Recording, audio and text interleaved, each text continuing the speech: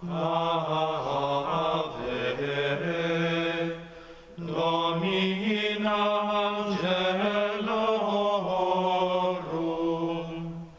Salve.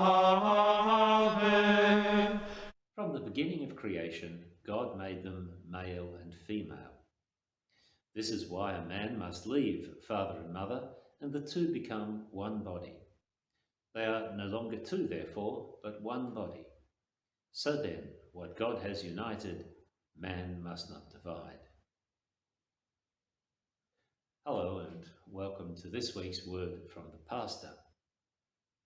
This Sunday's Gospel turns our thoughts to marriage.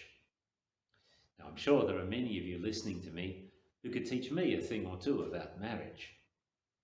After all, I have celebrated many marriages. As a child, I grew up within a marriage, but I have never been married.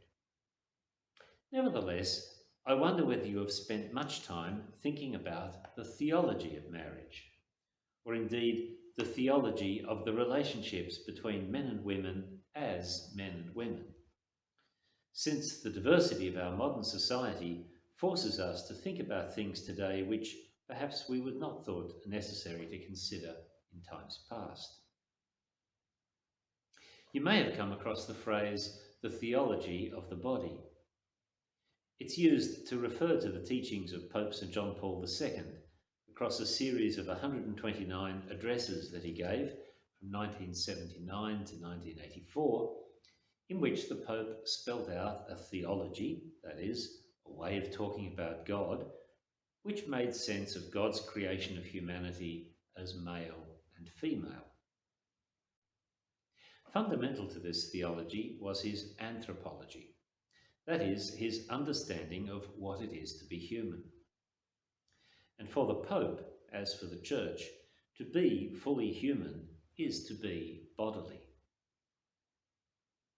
There has been a tendency in modern philosophy, at least since the time of René Descartes, to think of a human being as essentially spirit or soul, and to think of the body as merely a machine possessed by that soul. That's not the way the Church thinks of humanity. We affirm that in Jesus, God the Son truly became man, that is, body and soul. We affirm in the Apostles' Creed, I believe in the resurrection of the body. And the doctrine of the Assumption tells us that the Blessed Virgin Mary was taken body and soul to heaven. When we cease to think of our bodies as things to own and possess, and rather think of them as truly constitutive of ourselves, then many aspects of what the Lord teaches, the Church hands on faithfully, become clearer. Closely linked to a proper appreciation of the body as essential to our humanity is an understanding of the language of the body.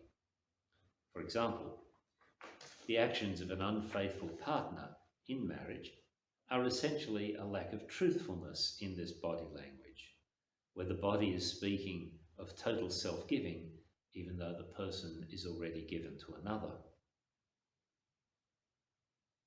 When a couple marry, the marriage is created, it is true, by their consent, but it only becomes indissoluble when it is consummated.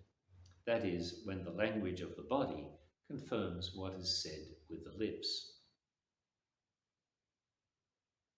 And finally, for now anyway, a marriage is always oriented towards new life. You will notice as you read today's Gospel how Mark passes immediately from the indissolubility of marriage to Jesus blessing the children. From the bodies of husband and wife springs the next generation, and an openness to this.